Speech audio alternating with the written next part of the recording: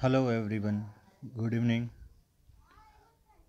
Chapter 9 National Income Part 2 Standard 11 Economics. So now we are going to talk about measurement of national income. अब जो point हमें discuss करना है उसमें national income को measure calculate करने की कौन सी मेथड है उसके बारे में हमें डिस्कस करना है। तो जो तीन डेफिनेशन हमने स्टार्टिंग में डिस्कस की थी, according to that there are the three concept of concept to measure the national income. First is production method, second is income method, and third is expenditure method. So let's start the topic. The measurement of national income means calculation done on the basis of various concepts of national income. There are three concepts of national income and there are three methods to calculate national income on the basis of these three concepts: production method, income method, and expenditure method. The first is production method. This method of calculating national income has been developed from the definition given by Professor Marshall. ये जो method है वो जो professor martial की जो definition है वहाँ से ये डेवलप्ड हुआ है method of production. The sum of monetary value of finish goods, monetary value यानी मनी वैल्यू, जो भी गुड्स या तो सर्विस प्रोड्यूस हुए हैं उसकी money value. The sum of monetary value of finish goods और services produce in agriculture, industries and service sector. तो जो तीन हमारे सेक्टर है इकोनॉमी के, एग्रीकल्चर, इंडस्ट्रीज एंड सर्विस, ये तीन सेक्टर का जो भी प्रोडक्शन है उसका टोटल और उसका मॉनेटरी वैल्यू, उसकी monetary value. The sum of monetary value of goods and services is the national income. Find out production in agriculture, industry and service sector. Then it is multiplied by market value and find out money value. तो ये पहले हमें agriculture में कितना production हुआ है country wise, industries में कितना हुआ और सर्विस सेक्टर में कितना प्रोडक्शन हुआ 1 ईयर में, उसको मार्केट वैल्यू के साथ मल्टीप्लाई करना है और उसकी जो भी वैल्यू आती है उसको मनी वैल्यू में कन्वर्ट करना है. This money value is a national income. तो इस तरह से हमें प्रोडक्शन की मनी वैल्यू कन्वर्ट करने के साथ में जो फिगर मिलेगा उसको हम नेशनल इनकम बोलेंगे. अब इम्पोर्टेंट फैक्ट्स क्या है ये मेथड के, तो national income is calculated by keeping in mind certain type of things. First, classification of economy in different sectors. तो ये पॉइंट हमें सबसे पहले ध्यान में रखना है. उसमें क्या है, तो the economy is classified into various sector like agriculture, industries, services, mines, construction, manufacturing, trade and commerce, transportation, communication, banking, education etcetera. तो ये सभी सेक्टर्स को हमें ध्यान में लेना है जब प्रोडक्शन मेथड अप्लाई करेंगे तब. सेकंड है selection of goods and services. तो value of produce goods in various parts of economy. Only finish goods, intermediate goods और services are not being calculated. तो जितना भी प्रोडक्शन है उसमें जो फिनिश प्रोडक्ट है वो काउंट होगा, जो हाफ फिनिश है वो इसमें काउंट होता नहीं है. Third is service of housewife. तो the service of the household work of a housewife is not sold in market and therefore its monetary value can not be measured. जैसे हमारी mummy घर पे काम करती है तो उसका कोई उसको सैलरी नहीं मिलता है या कोई वर्क करने का पैसा नहीं मिलता है, तो इसको हम प्रोडक्शन में काउंट नहीं कर सकते क्योंकि इसकी कोई मॉनेटरी वैल्यू नहीं है. Thus it is not considered as national income. तो ये नेशनल इनकम में काउंट होगा नहीं. फोर्थ जो पॉइंट है वो है सेल्फ कंजप्शन, यानी जो भी प्रोडक्शन हुआ उसमें प्रोड्यूसर ने अपने लिए जो यूज़ किया वो नेशनल इनकम का पार्ट नहीं होगा. जैसे फार्मर है, उसने वीट ग्रो किए, उसमें से कुछ पोर्शन उसने अपने यूज़ के लिए रखे, तो जो पोर्शन उसने अपने यूज़ के लिए रखा है वो नेशनल इनकम में काउंट नहीं होगा. Goods produced for self-consumption are not sold in market, so its monetary value cannot be measured and therefore it is not considered as a national income. As an exception, the food grains for self-consumption of farmer in India is considered as national income. तो food grain में ये concept apply नहीं होता है. जो मैंने आपको example दिया कि एक फार्मर है, वीट अगर वो अपने कंजप्शन के लिए यूज़ करेगा तो वो नेशनल इनकम में काउंट नहीं होगा. पर फूड ग्रेन के कॉन्सेप्ट में ये नेशनल इनकम में कंसिडर्ड होता है कि अगर कोई फार्मर ने अपने कंजप्शन के लिए फूड ग्रेन रखा है, कुछ पोर्शन रखा है, तो वो नेशनल इनकम में काउंट होगा. पर इसके अलावा जो भी प्रोडक्ट है, जैसे एज ए टीचर, कोई टीचर अपने ही चाइल्ड को पढ़ा रहा है, कोई डॉक्टर अपने ही फैमिली के जो भी मेंबर है, उसकी वाइफ है या सन है या डॉटर है, उसको ट्रीट कर रहा है, तो इसका कोई मॉनेटरी वैल्यू नहीं है, इसलिए ये सेल्फ कंजप्शन हुआ. तो यहाँ पे ये नेशनल इनकम में काउंट नहीं होगा. नेक्स्ट है defence, police. There are no markets of defense and police services, however they are not considered in calculation of national income, क्योंकि ये कोई मार्केट में तो मिलता नहीं है सर्विसेज, तो ये नेशनल इनकम में काउंट नहीं होगा. नेक्स्ट है imputed rent. When a house is given to someone on rent, the probably rent obtained is called imputed rent. Here we assume if house given to someone on rent and its value is considered in national income.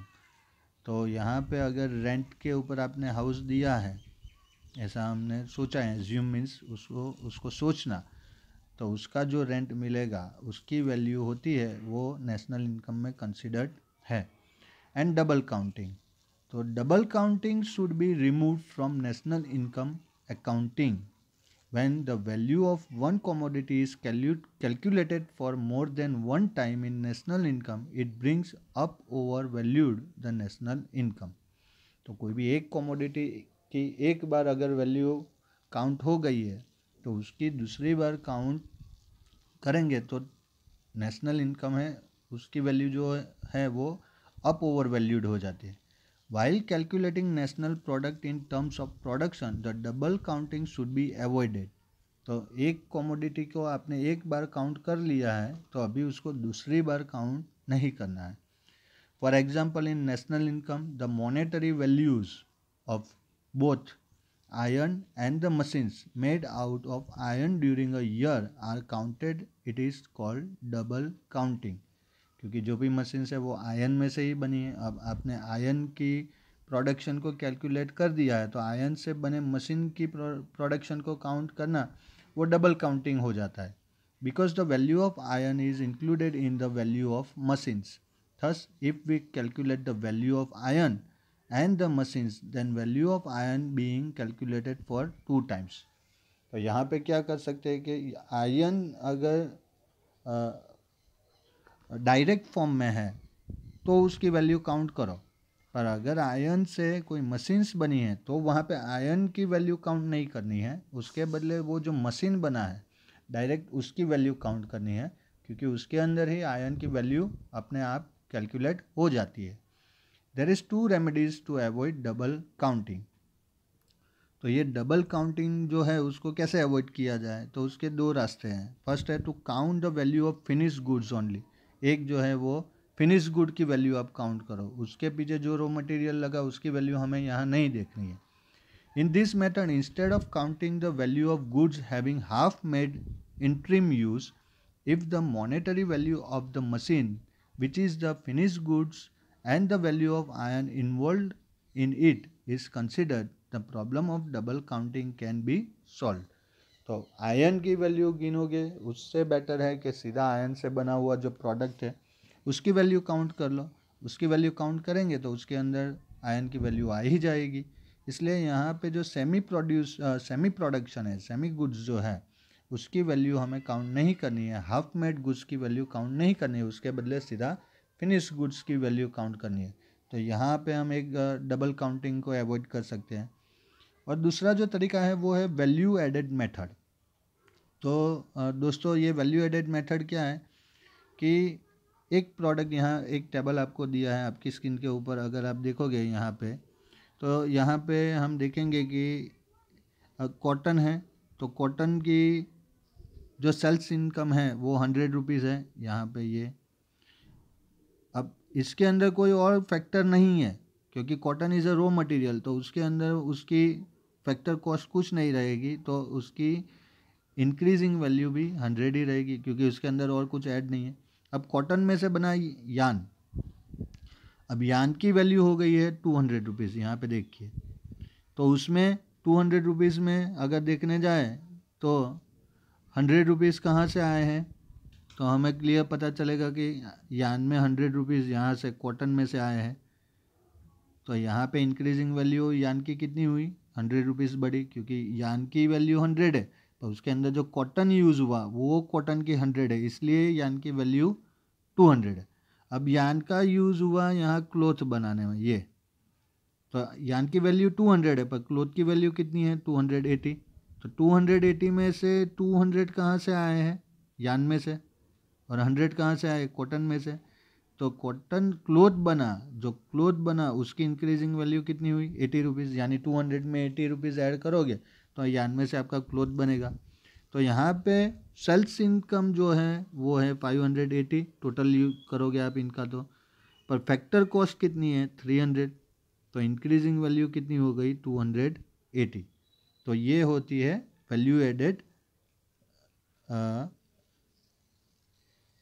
Method, जिसमें आपको आपके जो भी products में जितने भी और material use होते हैं उसकी जो कॉस्ट होती है उसको काउंट करते हैं, उससे वैल्यू ऐड होती रहती है अगले जो नया प्रोडक्शन बनेगा उसकी। In production process, when a production of goods goes from one stage to another stage, its monetary value increases. If this increased value is drawn out and added in national product, the double counting does not occur. तो अगर हम आगे वाले जो product जो है जिसमें से नया प्रोडक्ट बना उसकी वैल्यू को अलग कर देंगे तो डबल काउंटिंग का प्रॉब्लम नहीं होगा, क्योंकि अगर यान को आप काउंट करोगे और कॉटन को काउंट करोगे तो कॉटन का ऑलरेडी एक बार हमने काउंट कर लिया है, फिर यान में भी वापस कॉटन आता है तो कॉटन यहाँ डबल काउंटिंग में आ गया। अब फिर क्लोथ को आप काउंट करोगे तो कॉटन को काउंट किया, यान को काउंट किया, अब कॉटन को क्लोथ को भी काउंट करोगे तो ऑलरेडी कॉटन का हमने कैलकुलेशन कर लिया है नेशनल इनकम में, यान का भी कर लिया। अब क्लोथ जो बना है वो कॉटन और यान से बना है, तो क्लोथ का काउंट करोगे तो वापस कॉटन और यान दोनों का डबल काउंटिंग हो गया। तो if in a factory cotton of ₹100 is brought and yarn of ₹200 is made out of it and cloth of ₹280 is made out of the yarn, the monetary value of ₹100 plus ₹200 plus ₹280 is equal to ₹580 is counted in national product, which is considered as double counting. The cotton is included in both yarn and cloth, and therefore the value of cotton is considered and counted for 3 times. This is double counting. But if the value of cotton of ₹100 plus yarn of ₹100 plus cloth of ₹180 is counted, or value addition of is equal to ₹280 is considered, the double counting does not occur. क्योंकि यहाँ पे हर एक product की हमने अलग अलग value count की है तो यहाँ पे डबल काउंटिंग नहीं होगा। The above stated example shows that factor cost is zero because here it is assumed that the production of cotton is of the previous year which has been considered in the national product of the previous year. क्योंकि यहाँ पे cotton जो है वो raw material के जैसा use हुआ इसलिए उसकी कोई फैक्टर कॉस्ट होती नहीं है। फिर एक है इनडायरेक्ट टैक्स सब्सिडी, तो इसकी वजह से भी नेशनल इनकम काउंट करने में थोड़ा सा प्रॉब्लम होता है। तो due to inclusion of indirect taxes in the market value of goods, the indirect taxes are deducted to find out national product and the subsidy given by government is added.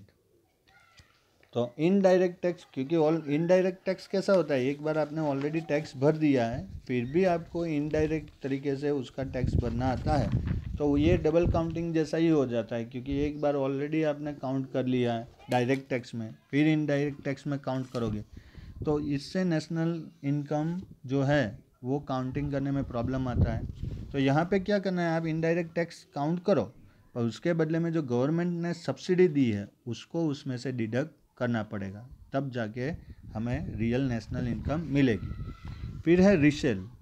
अब resale में क्या होता है, already आपने एक बार purchase किया तो वहाँ पे उसकी वैल्यू काउंट हो गई, अब वापस आप उसको सेल करोगे या तो कोई और रीसेल परचेस करेगा जो यूज़ की है प्रोडक्ट, तो वो दूसरी बार काउंट होगा, तो इससे डबल काउंटिंग का प्रॉब्लम होता है। तो when a good was produce in the past, इस value was continued in the national product. When it is resold, its value is not counted. But if it is counted, it will be the double counting. If a house purchased in a year 2000 and it is resold today, this resale is not considered in national product.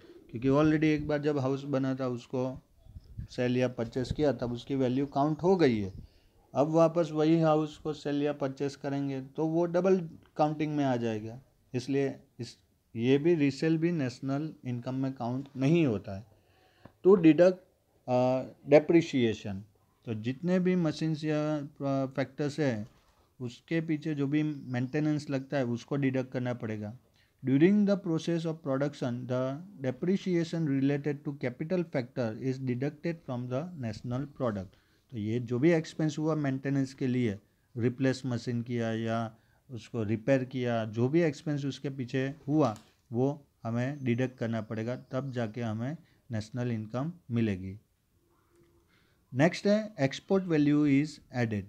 तो export करने के time पे जो भी उसका value होता है वो हमें नेशनल इनकम में काउंट करना है।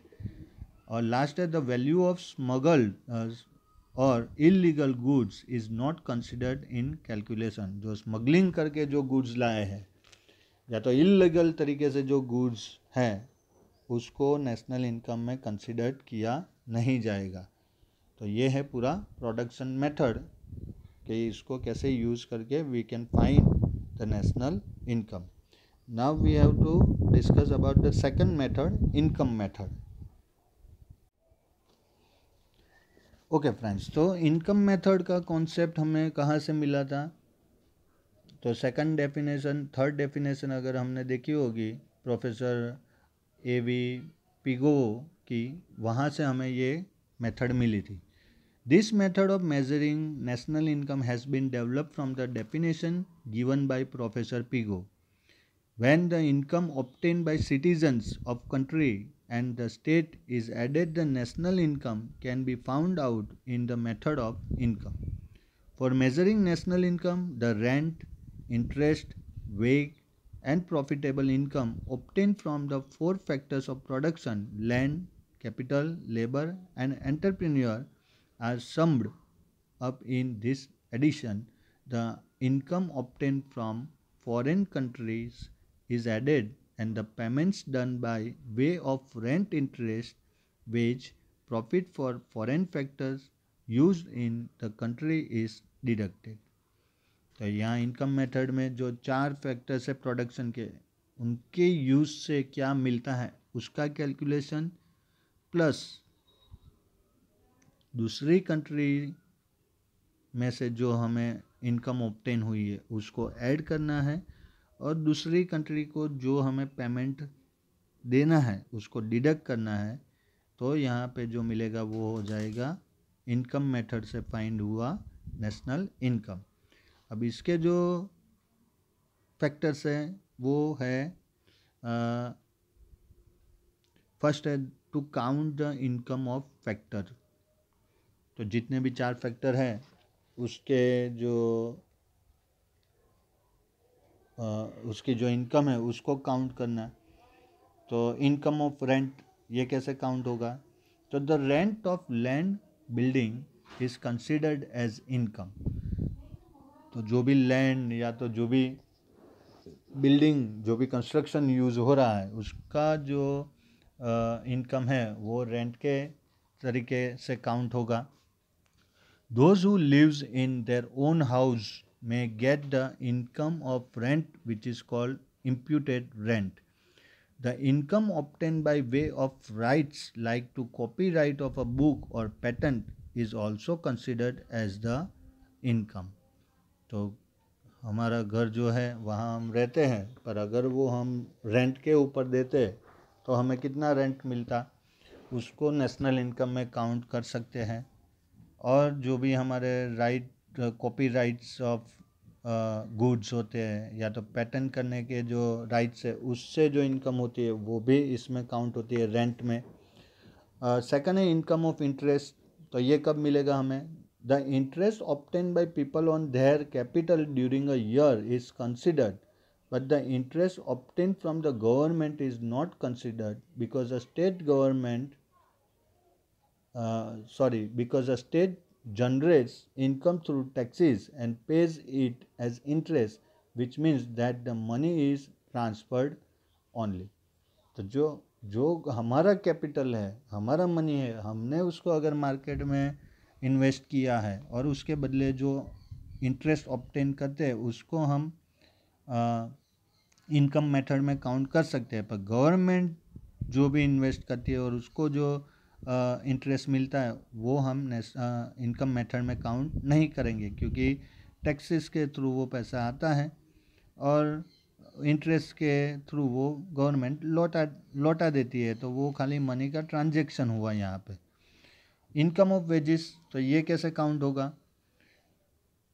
तो the wages of salary given to labourers for the work during a year is considered as an income. तो प्रोडक्शन प्रोसेस में जितने भी लेबर्स हैं उनको जो भी सैलरी मिलती है उसको, उसके टोटल को थ्रू आउट द ईयर जो टोटल होगा उसको हम इनकम में कंसिडर करेंगे। और income of profit, the income obtain in the form of profit और डिविडेंड बाय इन्वेस्टर और share holder is also considered as an income. It includes reserved profit and taxes paid on it. तो जो भी shares या तो dividend के through income होती है वो प्रॉफिट में काउंट होती है और ये इनकम मेथड में कैलकुलेट होगी। सेकंड जो है वो है income which are not considered. अब कौन सी इनकम जो है वो कंसिडर्ड नहीं होगी? तो in the method of income for calculating national income, the income generated by way of gift, आपने किसी को गिफ्ट दिया, रिवॉर्ड्स, प्राइस, टिप, थेफ्ट चोरी हो जाना, अनएम्प्लॉयमेंट अलाउंस जो गवर्नमेंट अनएम्प्लॉयमेंट अलाउंस देती है, government assistance to elders, lottery etcetera are not considered in the national income. तो इसमें से कोई भी इनकम नेशनल इनकम मेथड में कैलकुलेट नहीं होगी। जो थर्ड है वो है the subsidy given by the government is deducted. जो भी सब्सिडी गवर्नमेंट देती है वो इसमें से हमें डिडक्ट करनी है। फोर्थ है net foreign income is added. जो एक्सपोर्ट इंपोर्ट की जो इनकम है वो इसमें ऐड करनी है। इनकम जनरेटेड एज कमीशन और brokerage on sale of consumable goods. जो भी इनकम कमीशन से या तो ब्रोकरेज के जैसे जनरेट होती है वो यहाँ पे काउंट होगी। Those incomes which show flow of production of goods or services in economy which increase the monetary value of goods in economy are considered. तो जिससे monetary value बढ़ेगी goods की इकोनॉमी में, तो वो जो फ्लो है इनकम का उसको हम इनकम मेथड में कंसिडर करेंगे।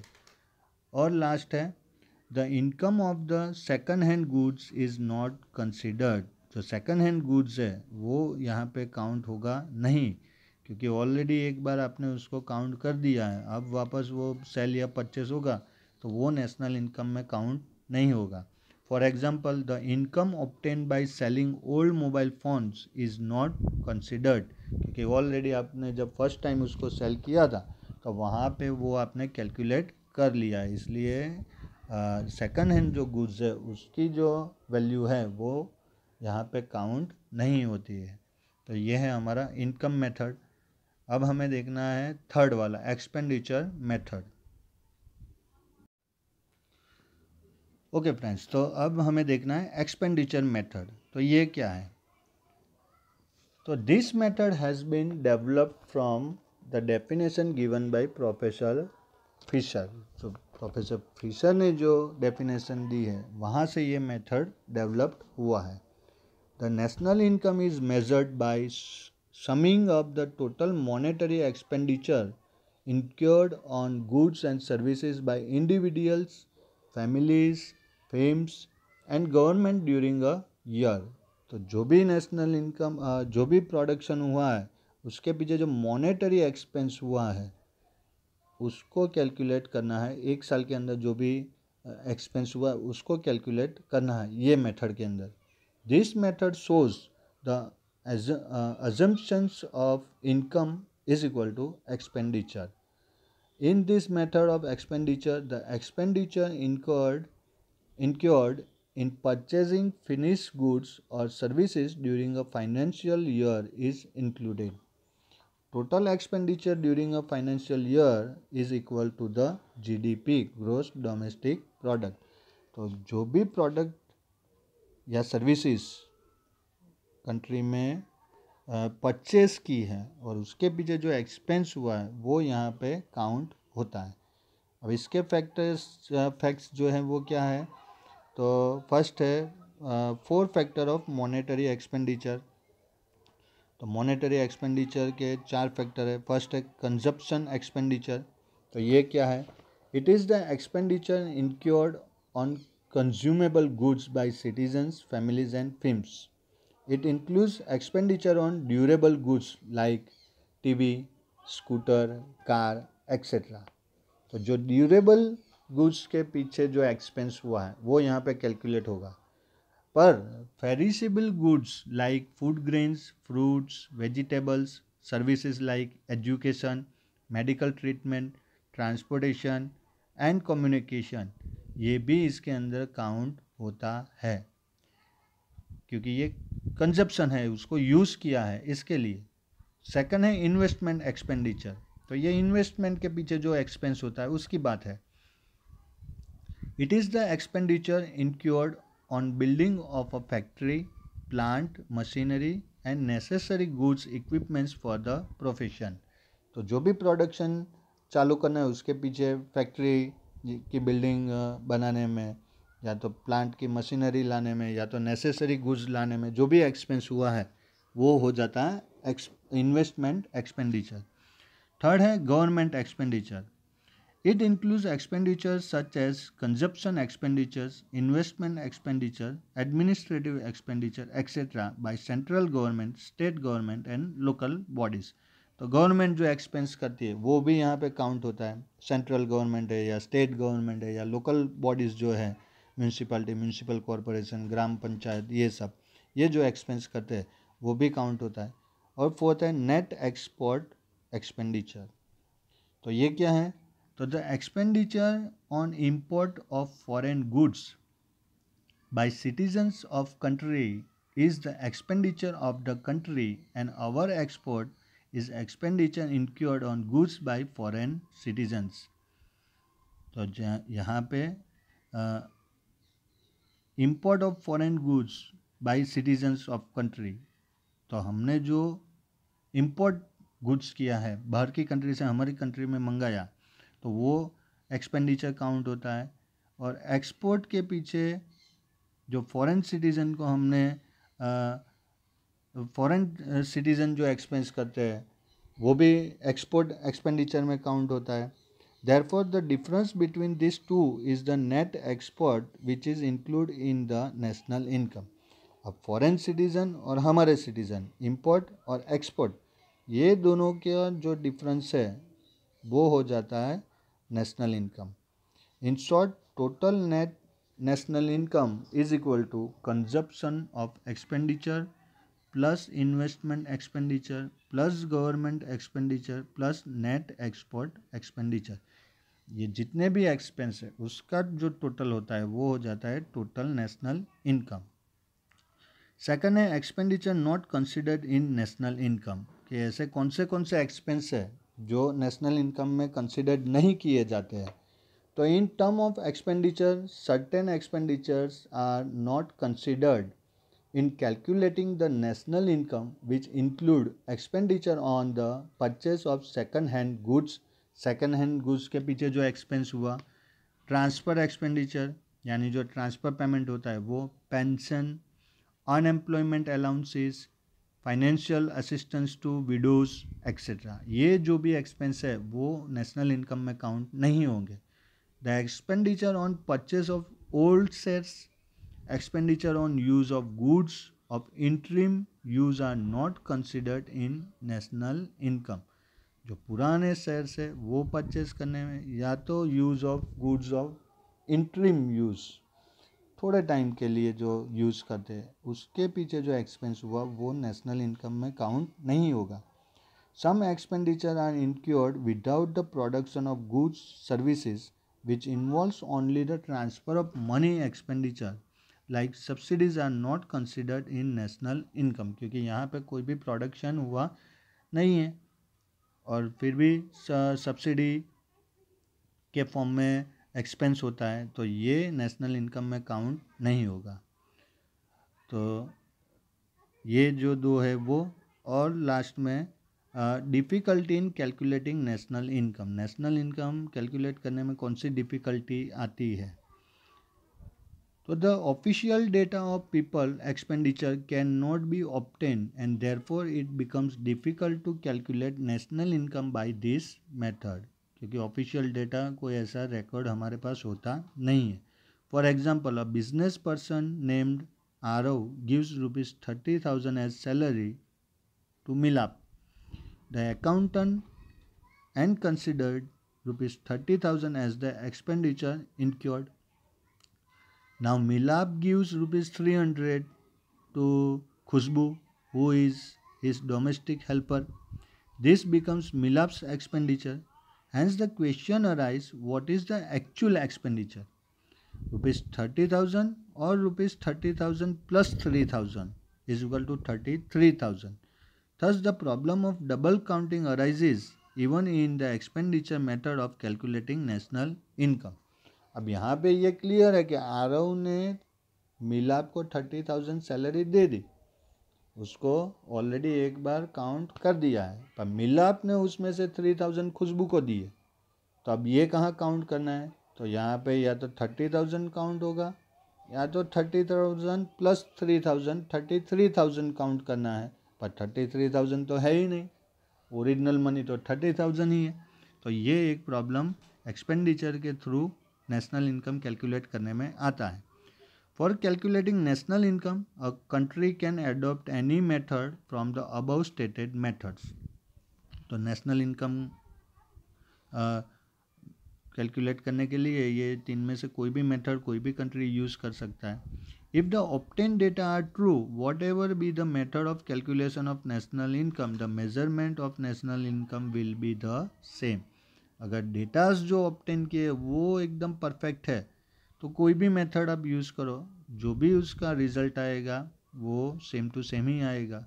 However every method has one or two other limitation and therefore it is said that these methods are mutually complementary to each other।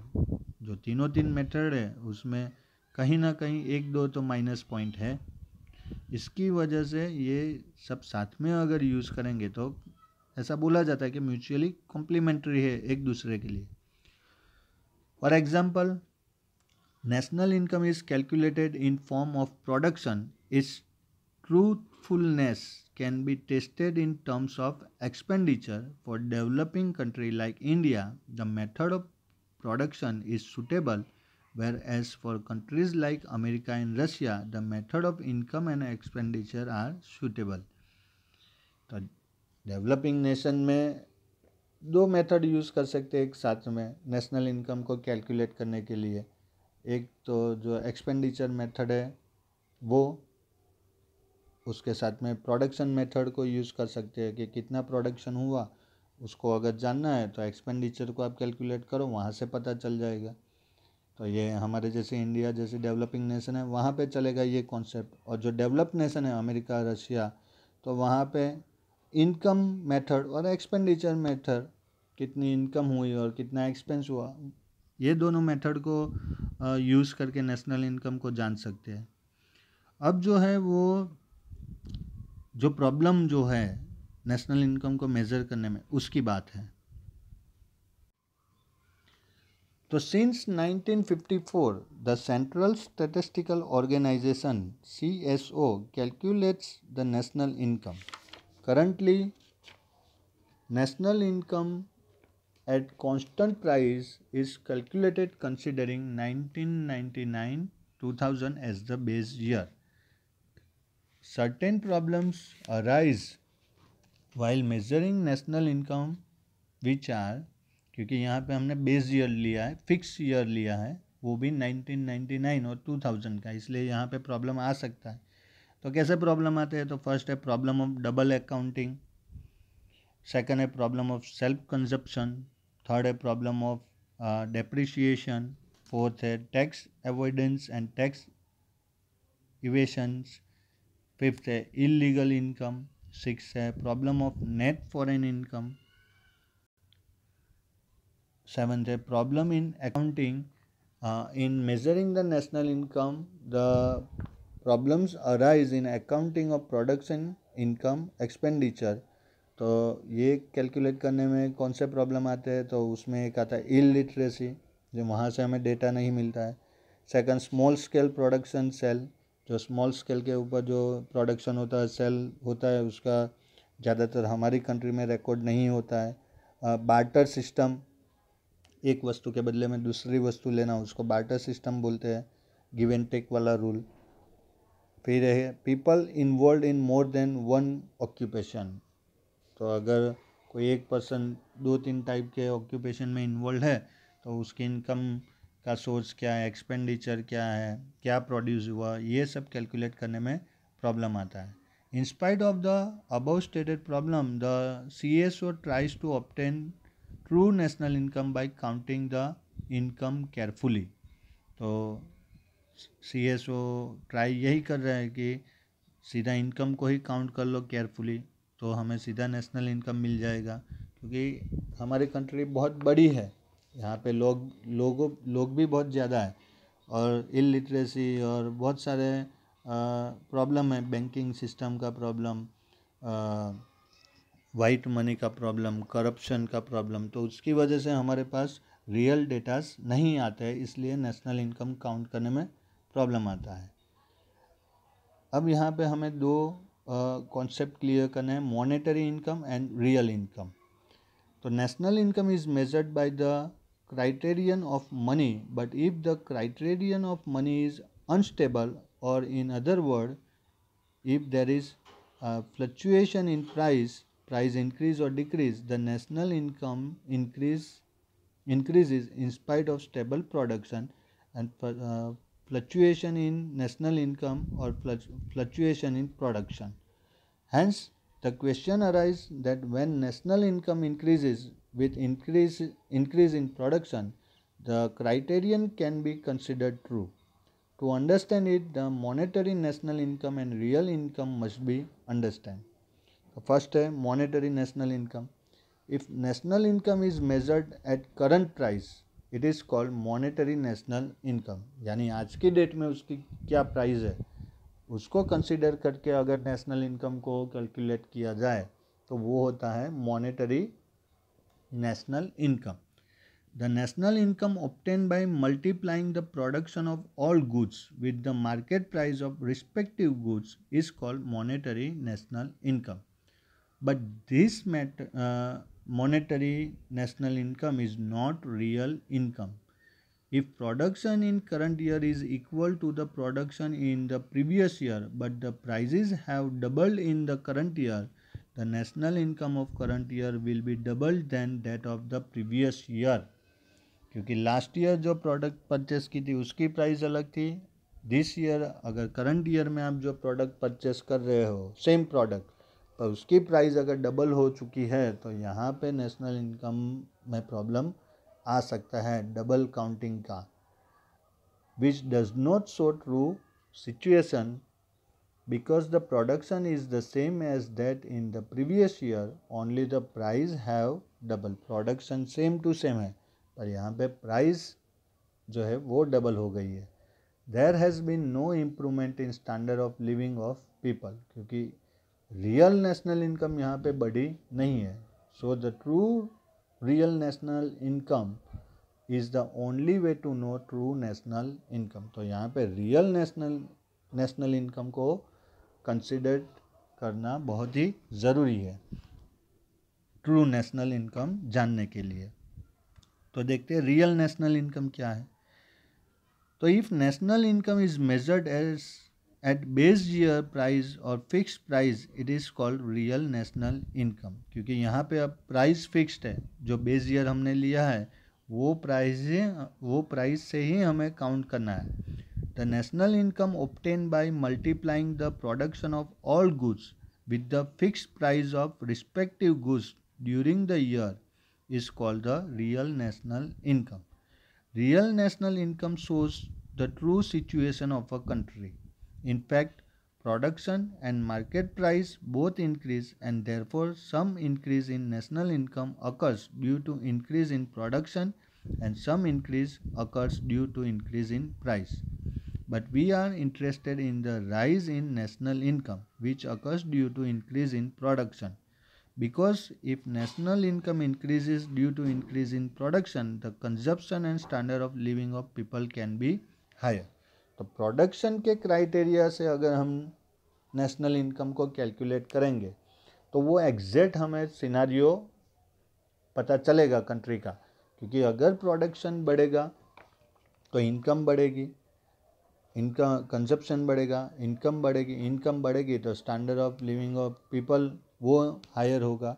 और इस हिसाब से हम बोल सकते हैं कि हमारी कंट्री की डेवलपमेंट कहाँ तक है और कैसी है और कितना हमारा कंट्री डेवलप हुआ है। तो रियल नेशनल इनकम का concept is more truthful than the monetary national income.